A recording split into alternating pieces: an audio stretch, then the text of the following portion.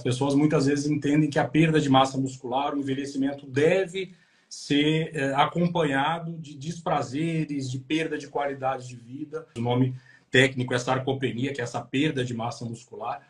Pode ser revertido a qualquer idade, desde que com o estímulo adequado e uma nutrição ou suplementação adequada. Então, o paciente que tem uma sarcopenia instalada, né? Suplementação para os músculos. Né? Na verdade, nutrição para os músculos. Se a gente não conseguir a nutrição por via alimento, a suplementação. Um idoso com 70 quilos, ele deve ingerir pelo menos 100 a 105 gramas de proteína por dia. Quando a gente fala de atividade física voltada para o idoso, a gente tem que falar basicamente em 4 tipos de exercício. Uma atividade física que eu recomendo muito, não só pela questão da parte física, mas também da interação social, é dança de salão. Que bom que você veio aqui ao canal Leda Nagli assistir mais um vídeo. Aproveita, faz um comentário, dá um like, avisa seus amigos, compartilhe esse vídeo e fique à vontade para curtir. Voltei aqui para conversar com o Dr. Flávio Jambo. Ele é médico, ele é geriatra, ele também tem pós-graduação em geriatria e em medicina intensiva, tem mais de 20 anos de experiência. Ele atua como diretor técnico, coordenador de pronto-socorro, tem canal no YouTube, tem canal no Instagram. Eu descobri, confesso, no Instagram. Comecei a segui-lo, gostei da proposta que ele faz, e criar músculos é muito importante. E ele fala para as pessoas de mais de 60 anos. Mas ele fala também para você, que tem menos de 60 anos, que vai ter que ter músculo também, não é? Tem que se preparar para isso. Eu vou conhecê-lo junto com vocês, Dr. Flávio Jambo, ele já entrou aqui. Dr. Flávio Jambo, que prazer, muito obrigada por aceitar meu convite. Ótimo, Leda. Muito obrigado pelo convite, viu? É um prazer estar aqui participando com você nessa live, né, falando sobre um tema tão importante, que é a saúde muscular, um envelhecimento saudável, né, um tema que muitas vezes não é tão valorizado e, infelizmente, é tido como uma situação normal do envelhecimento. Isso não deve ser assim, né? As pessoas muitas vezes entendem que a perda de massa muscular, o envelhecimento deve ser acompanhado de desprazeres, de perda de qualidade de vida. E são situações que a gente, desde muito jovem, desde muito cedo e até mesmo numa idade mais avançada, a gente consegue reverter esse processo de envelhecimento muscular que tanto afeta a qualidade de vida. Eu fiquei muito impressionada quando você diz isso, que a qualquer tempo a gente pode recuperar. Eu mesma tenho uma dificuldade grande de fazer músculo. Também sou preguiçosa, não sou exatamente a pessoa que se dedica à atividade física, entendeu? Isso é um mito, né? Muitas pessoas acreditam até que não é possível, né? Qualquer um pode, sim, acumular, reverter uma situação de perda de massa muscular, né? A não ser que venha acompanhado de algum quadro neurológico, algum AVC, por exemplo, na qual esse grupo muscular já tem uma sequela mais importante. Mas, no geral, essa sarcopenia, né, que é esse nome até um pouco diferente, muitas pessoas não conhecem por esse nome, mas o nome técnico é sarcopenia, que é essa perda de massa muscular, pode ser revertido a qualquer idade, desde que com o estímulo adequado e uma nutrição ou suplementação adequada para que se possa construir, para que se possa, né, ter os tijolinhos necessários para que a gente possa produzir, reconstruir nosso músculo, nossa massa muscular. E como é que seria isso? O que seria da parte alimentar, da parte de suplementação e da parte de exercício? Como é que a gente divide esse projeto? Eu costumo falar muito, até no meu canal, a respeito da meta proteica, né, que culturalmente, até pelo nosso tipo de café da manhã, pelas nossas refeições, infelizmente até por questões até econômicas, né, a gente não, muitas vezes o idoso, a pessoa mais velha, não consegue ter uma quantidade de proteína suficiente. A proteína, né, é um macronutriente, né, só resumindo um pouco, né, nós temos a proteína, nós temos os carboidratos, nós temos as gorduras, mas a quantidade, a necessidade que nós temos de proteína com envelhecimento aumenta, né? Então, enquanto uma pessoa jovem, um cálculo simples, 0,6 a 0,8 gramas por quilo de peso, né, isso, após os 60 anos, isso pode até dobrar. Então, dando um exemplo prático, se você comia um bife no almoço, por exemplo, com envelhecimento, você deveria comer 2 bifes. Infelizmente, com o envelhecimento acontece a questão de anorexia, até diminui o apetite, né? Muitas pessoas acabam diminuindo esse aporte proteico. Então, isso associado, claro, a sedentarismo, né? O exercício principal que nós devemos fazer para criar músculo é o exercício do tipo resistido, que é a musculação, né? Embora muitas pessoas são adeptos de caminhada, que é muito bom também, né? Atividades cardiopulmonares, hidroginástica, algumas atividades que vão ser extremamente benéficas para o nosso sistema cardiovascular, para o nosso controle de pressão, controle de peso, mas a musculação, os exercícios de carga, os exercícios que promovem contração muscular, deve também estar na rotina de atividade física. Quando você fala da proteína, eu resisto, por exemplo, meu filho me pressiona muito para comer ovo no café da manhã. Eu confesso que eu não gosto, mas eu tenho comido mais do que eu gostaria. Mas não é o suficiente, eu sei que não é. Mas eu sei que o ovo não é caro, quer dizer, se comparado com a carne, com peixe, com frango, o ovo é o mais barato deles e é um suporte importante, né? Sim, o próprio feijão mesmo. Eu vi um post seu sobre o feijão. Eu fiquei muito impressionada com isso, comer feijão todo dia. Sim. Engraçado que a gente, por conta do peso, por conta de modificação de hábitos mesmo, né? Quando eu era pequena, eu sou de Minas, eu não sei de onde você é. Eu sou de São José dos Campos, São Paulo. Então, você também é do interior. O arroz e feijão fazia parte da vida da gente, né? Era o óbvio, assim, todo mundo comia arroz e feijão. E aí a gente vai crescendo, vai mudando para cidade grande, vai ficando com mania de dietas e não sei o quê, e vai tirando o feijão da alimentação, né? Daí, mas dá gases, não sei o que lá, tem que ficar de molho 12 horas, aí você esquece de botar de molho, né? Tem que mexer na panela de pressão para cozinhar, e eu tenho medo de panela de pressão, e aí vai ficando para lá o feijão. E é tão importante mesmo assim o feijão? Tem, uma das perguntas até, né, existe um questionário do Ministério da Saúde que é feito para avaliar até questões nutricionais. A primeira pergunta é se você comeu feijão ontem, né?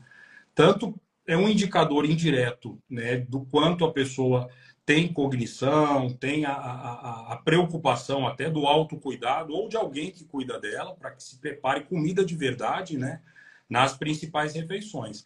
Né? Outro adendo com relação ao feijão, sempre falou até do café da manhã, do ovo. Né? O ovo é importante. Alguns países, culturalmente, incorporam feijão no café da manhã. Né? Para a gente pode até parecer estranho. Mas não é o nosso hábito brasileiro. Né? Não é um hábito brasileiro.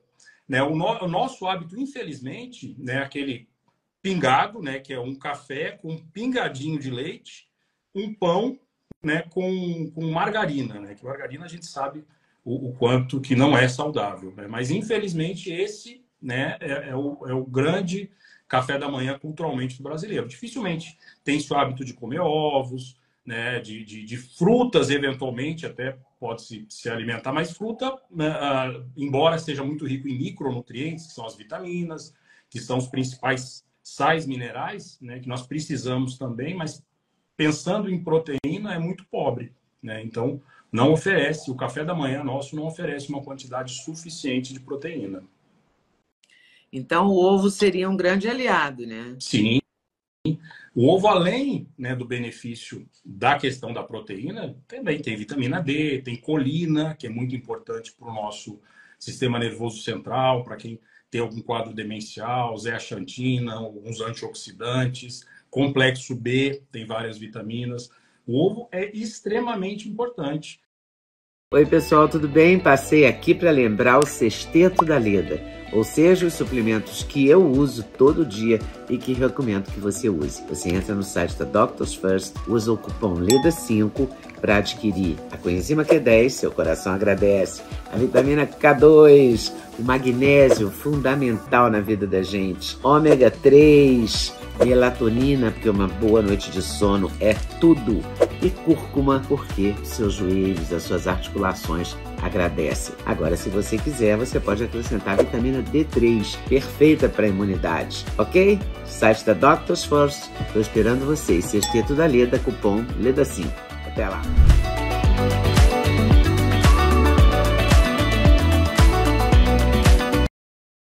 Também. E foi vilanizado por muito tempo. Então, tem uma geração ainda, né, que tem um certo preconceito. Isso na década de 90, década de 80, os cardiologistas, os médicos em geral proibiam o máximo 2 ovos por dia, no máximo 1 ovo por dia. E isso foi levando, né, ficou arraigado mesmo a gente já absolvendo, né, até porque na medicina, né, assim como na nutrição, né, a gente fala que é a ciência das verdades transitórias, né, o que hoje é uma verdade, pode amanhã não ser, e o que hoje está vilanizado, amanhã é absolvido e vira herói como ovo, né? Hoje em dia, o ovo, principalmente para os idosos, é um herói, né? Baixo custo, fácil preparo, não requer nenhuma complexidade, né? Preparo rápido, simples, barato, né? Bastante nutritivo. Então, isso foi muito interessante. Bom aliado. Agora, você defende que toda refeição deve ter proteína? Sim. Né? Fazendo aquela minha conta rápida, né? De uma necessidade básica do idoso, 1,5 gramas de proteína por quilo de peso. Então, um idoso com 70 quilos, ele deve ingerir pelo menos 100 a 105 gramas de proteína por dia. Lembrando que não deve ser numa única refeição, né? Então, a gente tem que fracionar essa quantidade. Então, vamos supor 30 gramas no café da manhã, 30 gramas no almoço, 30 gramas numa refeição da noite, do jantar, né? Distribuído, a gente precisa realmente dessa quantidade. Muitas vezes, por questões até de falta, diminuição de apetite, né, fica mais complicado. Então, quando existe essa dificuldade, aí a gente tem que lançar mão de uma suplementação proteica, né? Whey protein, né, albumina, tem vários suplementos que vão, né, fazer com que atinja essa meta. O whey protein pode ajudar na refeição noturna, por exemplo, porque, na verdade, é difícil comer à noite. Porque se você vai dormir, você tem que ter o quê? 3, 4 horas entre Sim. a última refeição e o sono. E, às vezes, não dá tempo, por exemplo, entendeu? De fazer isso. Né? Você vai dormir 10 horas ou 10h30 da noite e não comeu até agora, são 9h11. E aí, como é que vai ser? Se você comer uma carne, você vai, na minha idade, você vai conversar com a carne a noite inteira. Então, o ideal... Então, né, não é possível isso. O whey protein pode fazer essa misturado com iogurte, sei lá com o quê? Pode sim. O ideal, né, quando a gente fala de suplemento, o nome diz, é suplementar, né, não substituir refeição. Né? Muitas vezes até atleta, quem faz academia, acaba pela praticidade levando para o trabalho, né, no lanche da tarde, bota, mistura com água, é muito mais prático. Né? Se conseguirmos colocar mais, melhor. Agora, claro, um jantar, a gente não vai comer uma carne 10 horas da noite, né? Uma proteína, pode ser um ovo, lembrando de outras fontes de proteína, que não necessariamente é proteína animal, que realmente tem uma digestão um pouco mais lenta, pode atrapalhar um pouco o sono.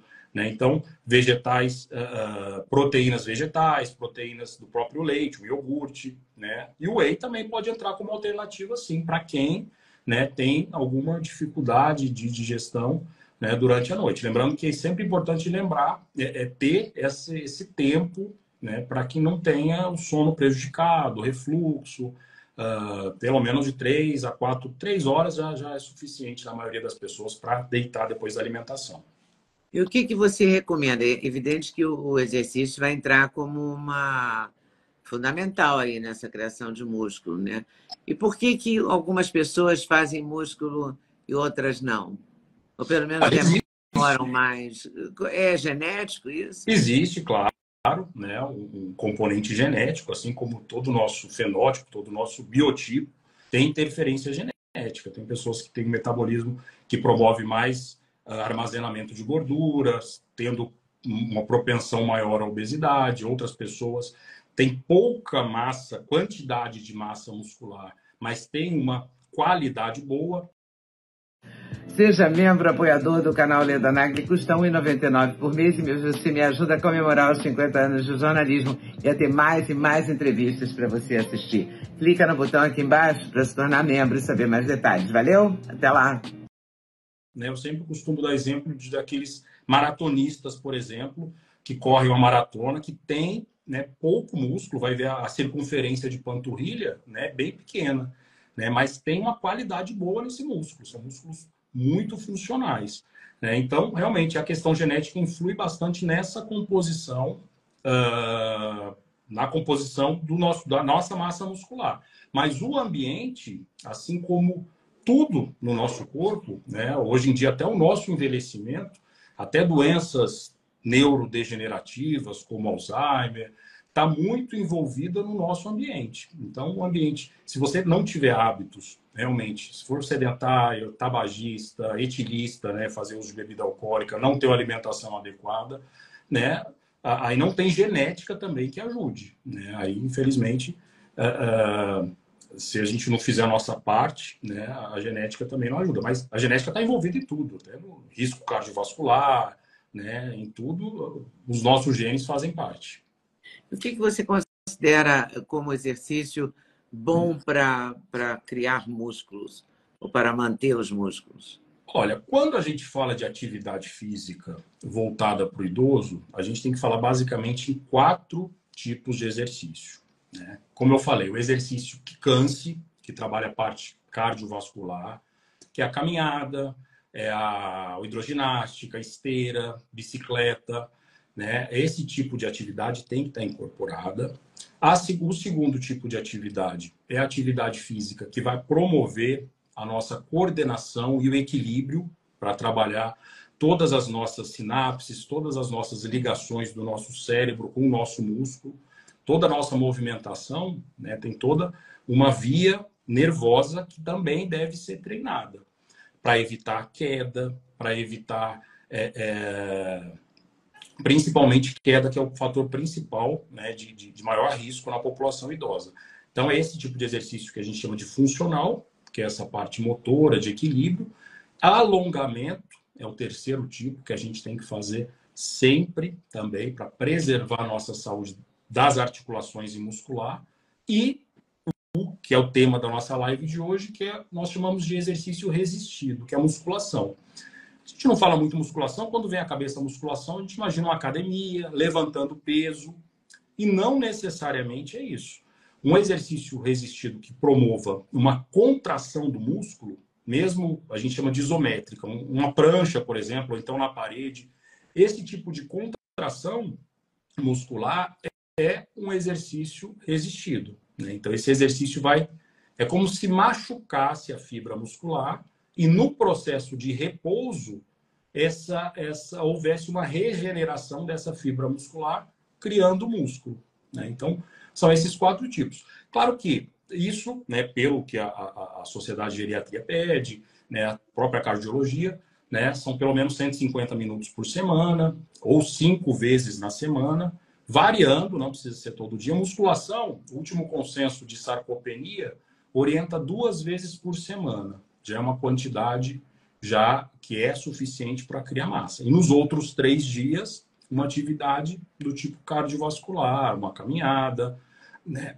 E sempre pensando em atividades que vão gerar prazer, né? Uma atividade física que eu recomendo muito, não só pela questão da parte física, mas também da interação social, é dança de salão, né? Muita gente acha que não é atividade física, dança de salão, né? Agora, esses grupos, né, que reúnem para dançar, dança de salão, no Rio é muito comum isso até, né? Isso é uma atividade física, trabalha muito coordenação, trabalha equilíbrio, cansa, né? Porque dança de um lado para o outro, o coração faz o coração bater. E a interação social, que é o que mais, um dos fatores que mais está relacionada ao envelhecimento de qualidade é uma boa interação social. O isolamento social está sempre ligado a questões de demência, questões de depressão, de perda de massa muscular, de queda, né? Enfim, eu acho que se fosse escolher uma atividade física, a dança de salão,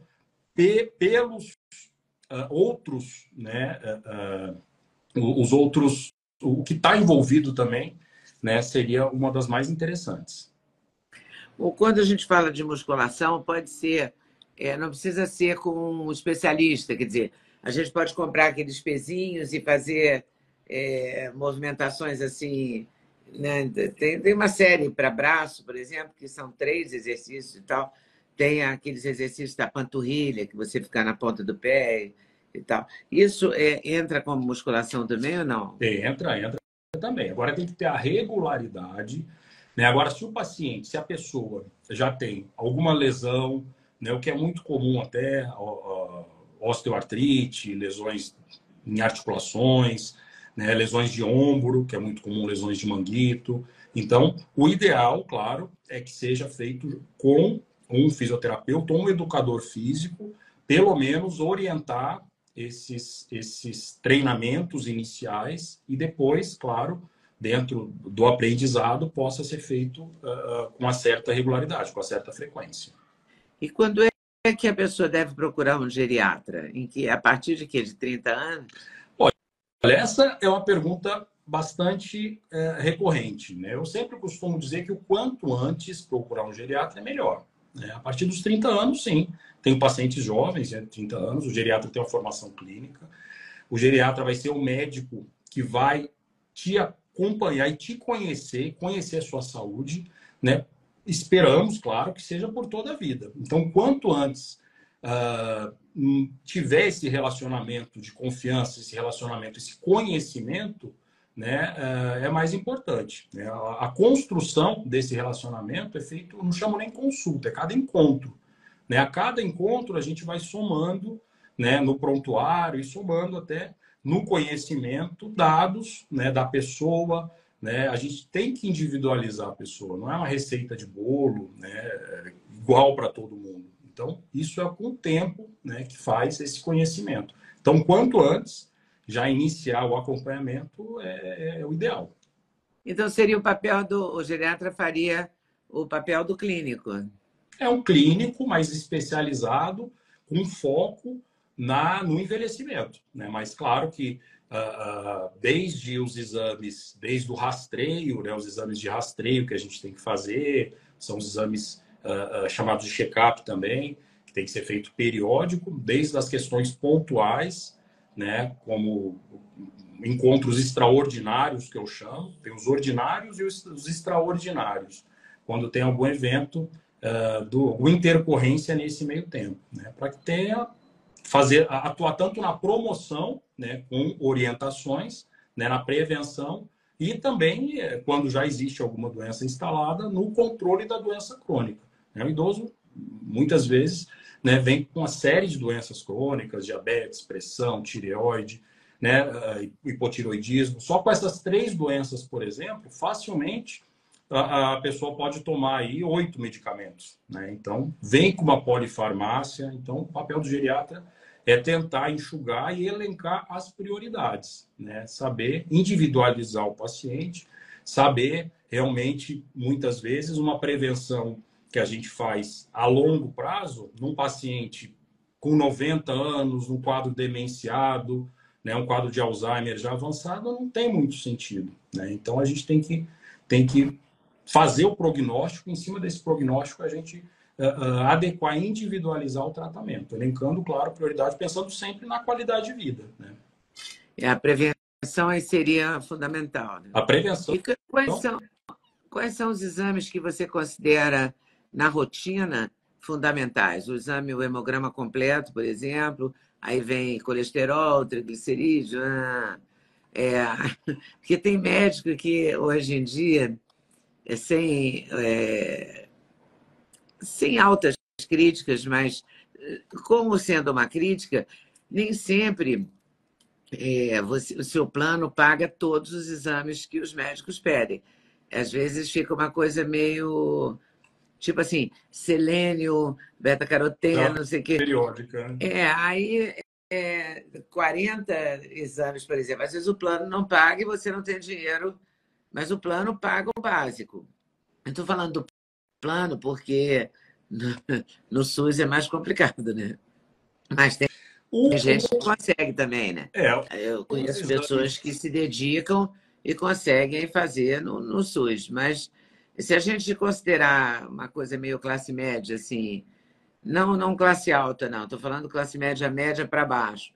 É, quais seriam os exames fundamentais, assim, básicos, Leda, para a na pessoa partir geriatria, perdão, para ter mais saúde, ou na, ter ge- saúde?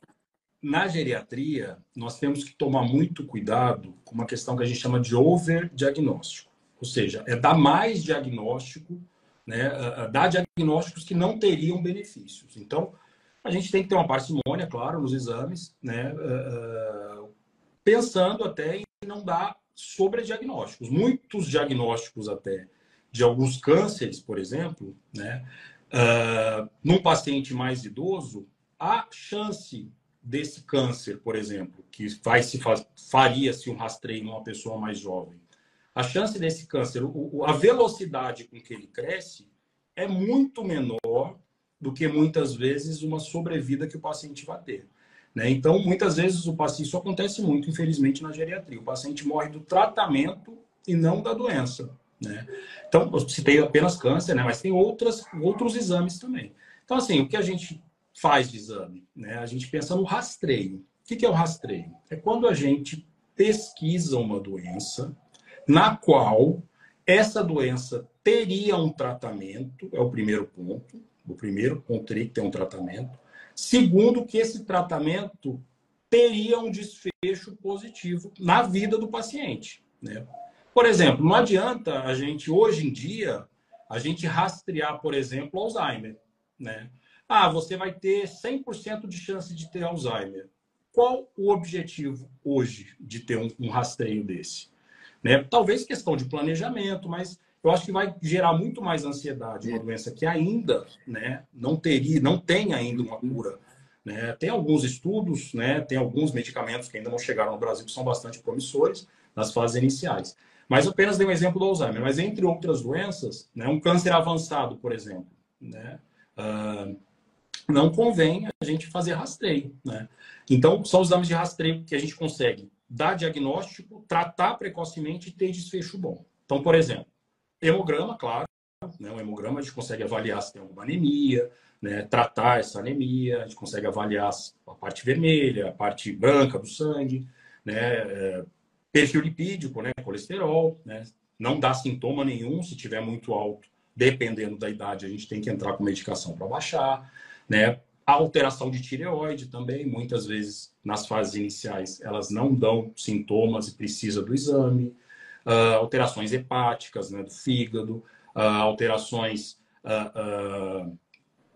no geral, né, o que a gente faz é perfil lipídico, né, que é o colesterol, parte hepática, vitamina D, algumas vitaminas, a B12 é muito comum ter uma diminuição nos idosos por questão até de absorção, então são exames que a gente tem que rastrear. Ou seja, a gente também não precisa fazer, né, a tabela periódica, né, que nem você disse, fazer todos os minerais do mundo no sangue. Porque tem médico hoje em dia, médico mais moderno, assim, tido como moderno, vamos botar esse moderno entre aspas. Eu acho que você está entendendo o que eu estou querendo dizer. Sim. Que pede, assim, você tira 40 tubos de sangue. E aí você conclui que, sei lá, um monte de coisa que não tem assim tanta utilidade. Né? É meio uma coisa, eu vou pedir tudo para me livrar de qualquer. Parece bula, né? Que tem tanto efeito colateral que você desiste de tomar o remédio, né? Porque se você lê a bula, você acha tanta coisa foi feita por um advogado, claro. Né? Então, não é? Eu acho que. Mas tem coisas que dão mais baixo, por exemplo, vitamina B12, eu queria falar com você, e queria falar acho que é metilcolina, não é uma coisa assim que tem Cobalamina? na vida? B12. Isso, é. E ferro, Porque as pessoas falam, eu vi no seu post sobre feijão, você falando do ferro, mas eu já ouvi médicos também me dizerem que a gente não absorve o ferro. Quando você toma o comprimido de ferro, você não absorve. É real isso? Isso existe realmente alguns componentes do ferro oral, né? Tanto que existem várias formulações, sulfato ferroso, bisglicinato, né? Que realmente inclusive o ferro da alimentação, né? O ferro do feijão e o ferro M, que a gente chama, que é o ferro da carne, por exemplo, a absorção deles tem diferença sim, mas é absorvido, né? Então a gente pode, claro, né, tratar uma anemia por deficiência de ferro via oral, dependendo da intensidade que tem resposta, né? Agora, o ferro é interessante, né, que o ferro ele não tem um ciclo, né, no nosso corpo. Então, isso é muito comum no idoso até. No idoso, quando a gente percebe que tem uma anemia, a gente sempre tem que investigar a perda, né? Quando tem baixa de ferro, uma anemia por baixa de ferro, claro, né? Então, é outro exame de rastreio também que eu não disse, que hoje em dia, acima dos 45 anos, é o rastreio para câncer coloretal, né? Então, ou através de colonoscopia, né, que é o padrão ouro, né, ou através de pesquisa de sangue oculto, existem outras técnicas também que a gente pode rastrear.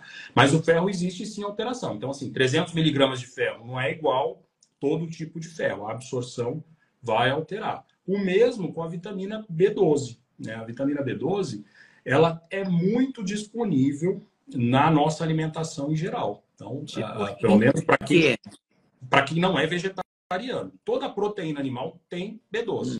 Leite, queijo, peixe, ovos. Agora, o grande problema da B12 é que ela precisa de uma substância que o nosso corpo produz para que ela seja absorvida. Então, muitas vezes, quem usa polifarmácia, alguns medicamentos inibem essa absorção. Quem tem alguma gastrite atrófica, por exemplo, alguma doença do estômago, não tem essa absorção. Então, nesse caso, algumas vezes a gente opta sim, aí tem que fazer injetável, porque muitas vezes o oral a gente não consegue absorver. A vitamina B12? B12. Quem toma os OIS, quem toma o chamado, quem toma os pantoprazol, omeprazol. Pantoprazol é bastante comum inibir a absorção. Outra medicação também que é bastante comum é a metformina, né? Muito comum para diabetes. Então, tem algumas medicações que podem interferir nessa absorção. Claro que não vai deixar de tomar, né, a medicação para o diabetes. Sim.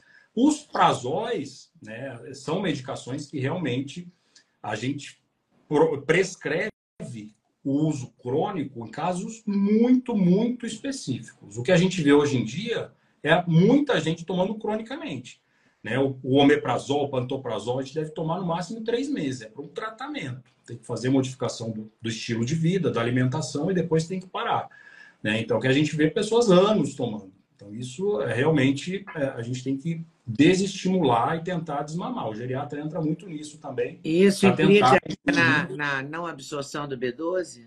Não só de B12, como vários outros nutrientes, né? Existem várias alterações de absorção, além de nutrientes, até relacionados, né, estudos, claro, né, relacionados até a quadros demenciais, relacionados a aumento de chance de ter câncer até, né? Então, é um medicamento que não é feito, né? São casos que existe realmente uma gravidade maior que ele deve ser feito para uso crônico. Mas hoje a gente vê um consumo desenfreado dessas medicações.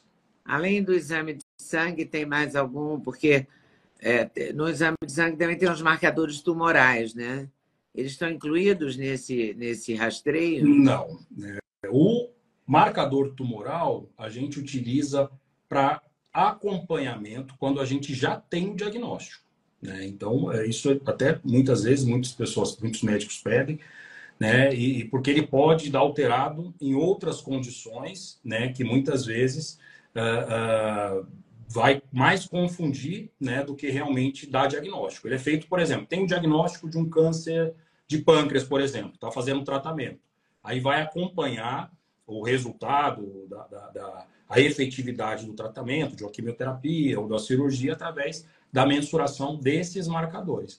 mas não é aconselhável a gente fazer para rastreio, né? Outro exame de rastreio também, que é a recomendação da Sociedade Americana de Cancerologia, né, é a tomografia para fumantes, né? Quem tem um histórico de mais de 30 maços ano, que a gente calcula, mais de 30 anos fumando um maço dia, mais ou menos essa conta, né? Até 15 anos depois de cessar o tabagismo, é importante fazer o rastreio com essa tomografia anual, lembrando que é uma tomografia com baixa radiação, né? Porque senão a pessoa vai acabar fazendo um câncer pela radiação de tanto pesquisar, vamos dizer assim, né? Então, tudo isso tem que ser muito bem ponderado. A tomografia, você acha que deve ser anual, a tomografia do pulmão? Não é recomendação do Ministério da Saúde, acredito até por questão de estrutura. Mas para quem tem até 15 anos, né, menos de 15 anos que parou de fumar, uma carga tabágica, que a gente calcula de 30 maços ano, já teria essa indicação de rastreio anual, né? Lembrando, essa idade até os 69 anos, né? Mais do que isso também é aquela questão. Vai descobrir um nódulo pulmonar, aí vai fazer uma biópsia, aí o paciente já está muito debilitado, então a gente tem que individualizar também quando é um paciente na geriatria, né? Mas esse rastreio tem recomendação de se fazer essa pesquisa. É uma escolha de Sofia, então, né? Se você vai fazer o rastreio ou não, né? Existe uma discussão até muito grande, né, que, com relação à Sociedade Brasileira de Urologia, com relação até como já foi com o autoexame da mama, por exemplo, que hoje em dia já não é mais preconizado, né? Hoje em dia já não se recomenda, porque se fizer o autoexame e descobrir, já vai estar tarde. Hoje em dia o que recomenda-se é a mamografia, né, que deve ser feito anualmente. Agora, a própria dosagem de PSA, muitas vezes, né, com um paciente idoso, aí sim, que tem que ser muito bem individualizado.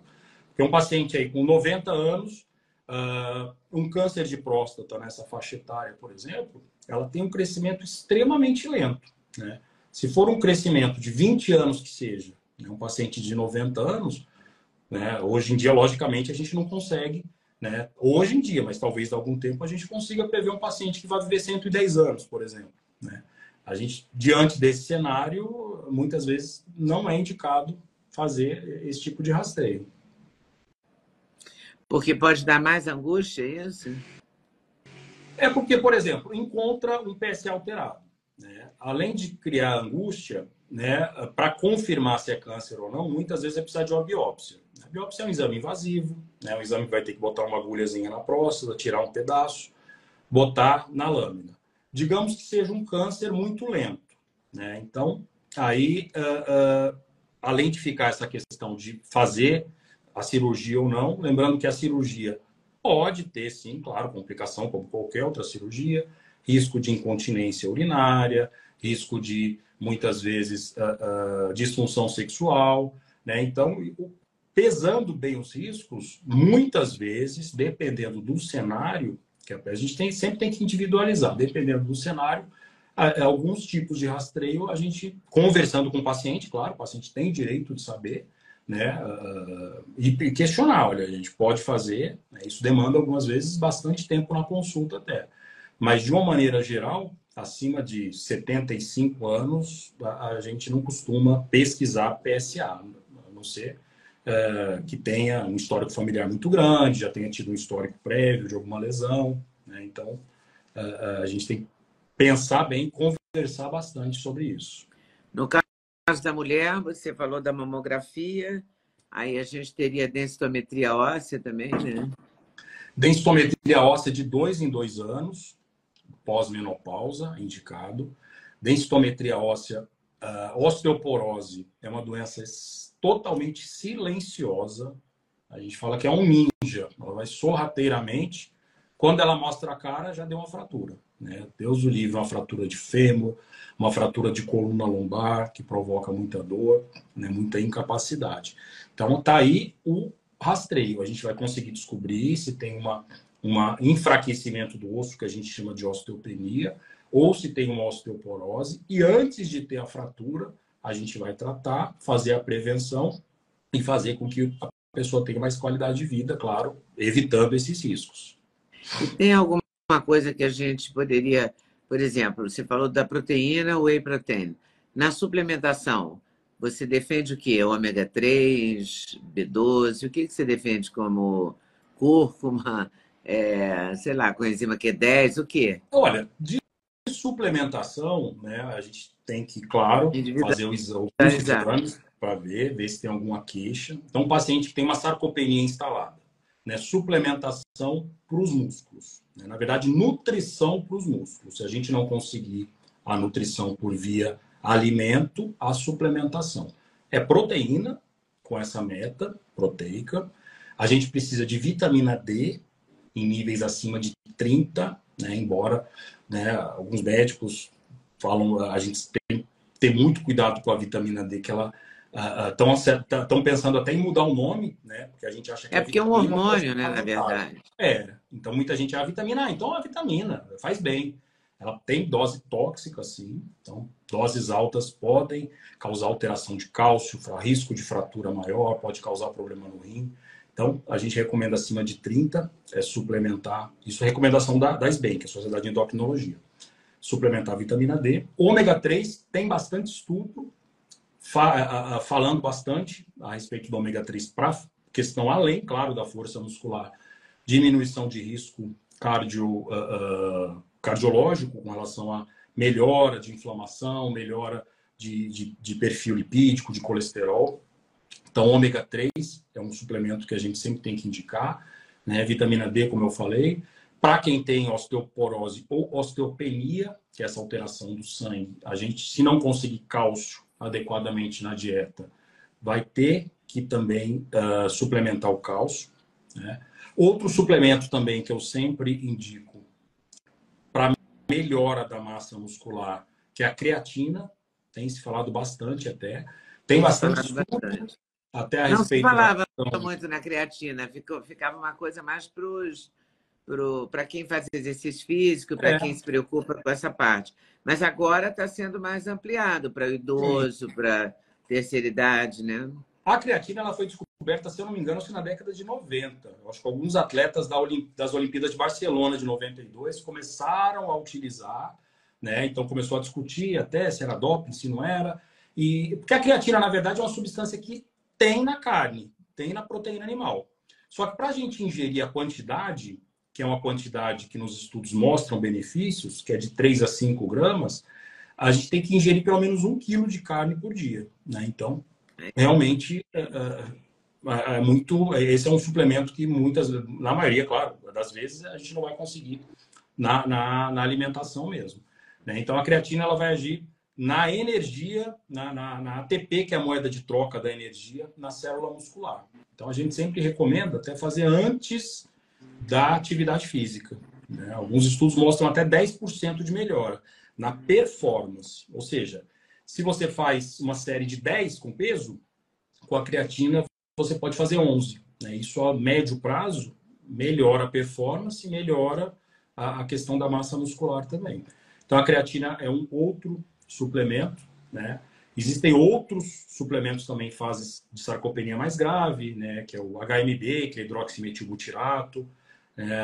Então, a suplementação a gente individualiza bem. Né? Esses outros suplementos, né? Que você citou, a coenzima Q10, não tem ainda, né? Nenhuma evidência robusta que indique, né? A prescrição, né? Essa questão dos suplementos, se a gente for ler os trabalhos, eles falam que não tem evidência de melhora no estudo, mas também é inconclusivo, não contraindica. Então, a gente individualiza. Se fala muito na vitamina D associada com a K2, né? Também, isso aí até tem Mas isso tem estudos? Tem um estudo, na verdade tem uma recomendação, o último consenso de dislipidemia da Sociedade de Cardiologia, isso de 2022, se eu não me engano, 2021. Não encontrou relação, né? Fala que até então falava que o K2 serviria para o cálcio não ir para a artéria, né? Não formar placa. Então recomendava-se fazer o cálcio sempre com K2 para que não tivesse essa função, para não acumular. Para esse quadro, não mostrou nos estudos não mostrou benefício. Mas é claro que a vitamina K2, né, a gente tem no alimento também, mas ela faz parte de outros processos, né, no nosso corpo, que realmente quem não tem uma alimentação adequada é uma alternativa interessante para a gente fazer, para a gente suplementar também. Além do feijão todo dia, da carne, o que você recomenda mais na alimentação? Você acha que não está sendo não está sendo usado como deveria? Porque o que eu vi no seu post do feijão é esse, né? Você acha que não está sendo usado como deveria? Leda, vamos polemizar um pouquinho? O que você acha de Vamos. falar do leite? Bora. Leite Você é a favor do um leite ou dos, contra? é um dos alimentos, o leite é um dos alimentos mais. Toda vez que eu posto sobre leite, eu levo pedrada. Né? Até que saiu em setembro do ano passado, setembro agora de 2023, uma recomendação, né, um consenso, na verdade, da Sociedade Brasileira, né, de Nutrologia, também, né, tirando toda a culpa que tinha, tirando o papel de vilão que, como o ovo tinha, de o leite. O leite hoje não tem mais esse papel, através de diversos estudos. Ou seja, quando a gente tem uma recomendação de sociedade, né, é uma evidência muito forte. Né? Se a gente for pesquisar até PubMed, pesquisar artigos, a gente sempre vai encontrar algum trabalho falando contra e outros a favor. Mas a gente tem que ver a qualidade do trabalho com relação ao N, que a gente chama a quantidade de pessoas que foram estudadas. Né? Então, quando uma recomendação vira consenso, né, da própria sociedade médica, da sociedade da própria especialidade, a gente tem que olhar com muito mais carinho. Né? Então, realmente, o leite é indicado, na verdade, para quem tem alergia à proteína do leite. Então, nesses casos, a gente deve, sim, evitar. Então, pessoas que tomam leite, têm rinite, têm coceira na pele. Nesses casos, claro, né, é uma doença, né, é um problema que realmente deve se evitar. E para quem tem intolerância à lactose. Lactose é o açúcar que tem no leite, é o carboidrato do leite. Né? A lactose ela é absorvida, metabolizada no nosso intestino. Então, por uma enzima chamada lactase. Então, a lactase, ela digere, é produzida pelo nosso corpo, e ela digere esse açúcar. Com o passar do tempo, né, conforme o envelhecimento mesmo, algumas pessoas produzem menos. Então, essa lactase. Então, começa a ter intolerância. Quem tem intolerância, toma leite, aí a barriga fica inchada, tem diarreia, tem flatulência, provavelmente ela tem essa intolerância. E lembrando que a intolerância não é que nem alergia, que estimulou, teve.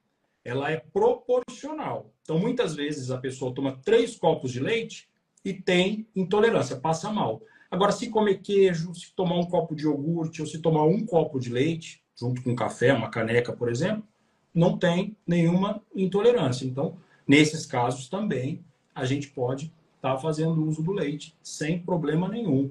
Né? Lembrando que o leite é proteico, né? Um copo de leite tem quase 6 gramas, tem o equivalente a um ovo.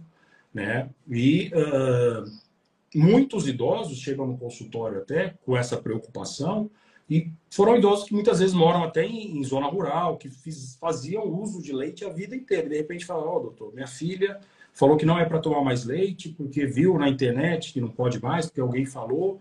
Né? Aí, primeira pergunta, passa mal com leite? Não, então não tem problema nenhum. Né? Então, leite... E hoje em dia tem o leite A2, né? Que é melhor do que o outro, não é? Sim, também tem essas alterações também, principalmente na proteína. Né? Então, proteínas causam menos, tem uma digestibilidade, né, mais fácil.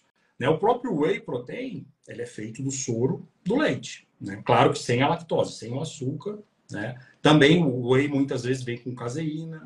Né? Muitos dos suplementos proteicos, esses de farmácia, que a gente usa bastante até, em pacientes que têm uma sarcopenia maior, né? Esses de marca, a base da proteína geralmente é caseína, também tem proteína vegetal, né? Então tem proteína do leite também. Muitas vezes a pessoa toma e não tem reação nenhuma. Então acho que o leite a gente tem que pensar com bastante carinho. Lembrando que também, né, não significa que tem alguns nutrientes que a gente só vai encontrar no leite. Você não gosta de leite, você tem intolerância à lactose, ok, não tem problema nenhum. Você vai conseguir cálcio no brócolis, você vai conseguir cálcio na couve, você vai conseguir o cálcio em outros alimentos que não seja o leite, né? Então, a gente tem que pensar nisso. E outro argumento também, que muitas pessoas falam, doutor, mas muitos pacientes até em redes mesmo, mas o ser humano é o único adulto que bebe leite, né?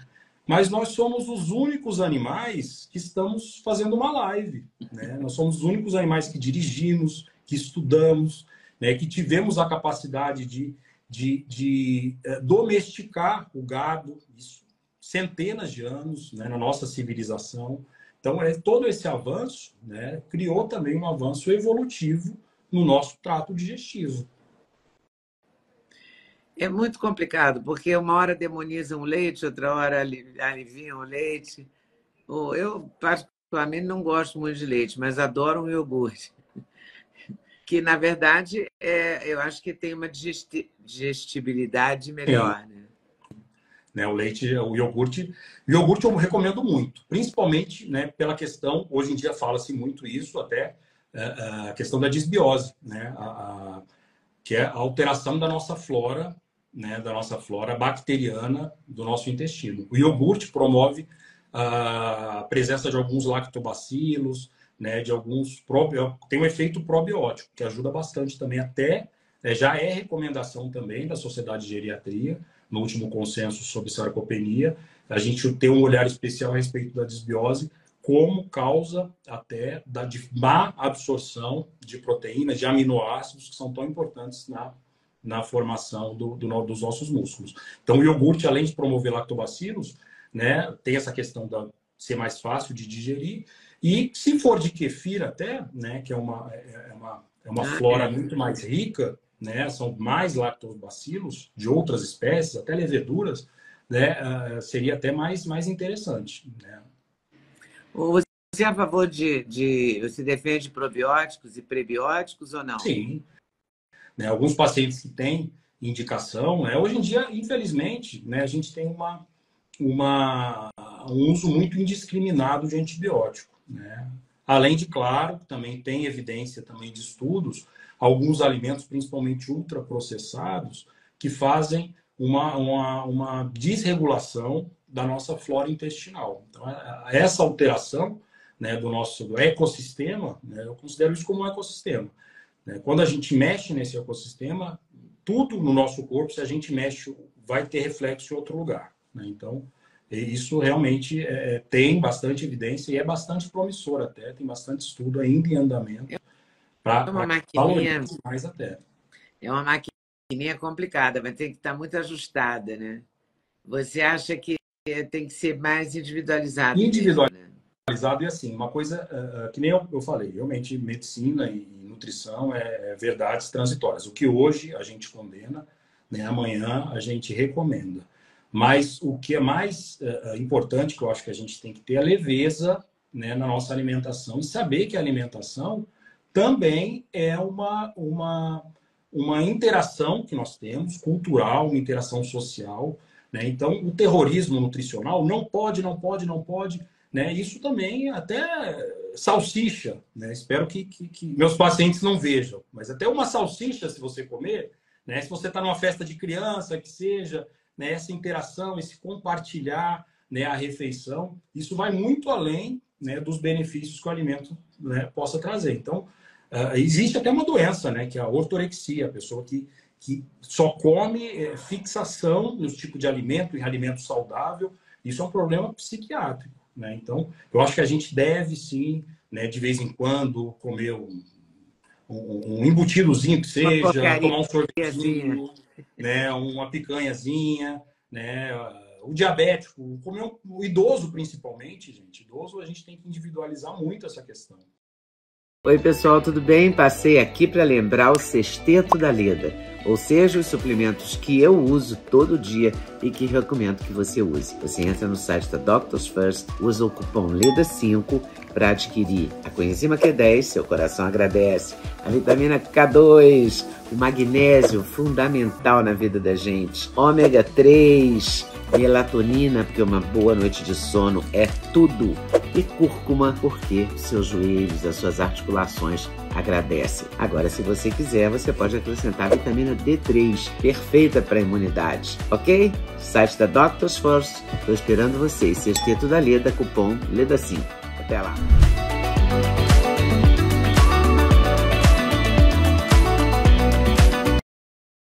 O idoso que adora aquele doce de leite, doce de compota, né? Aquele doce mais tradicional, e a filha não deixa comer no final de semana. Não, mas não pode, porque é diabético.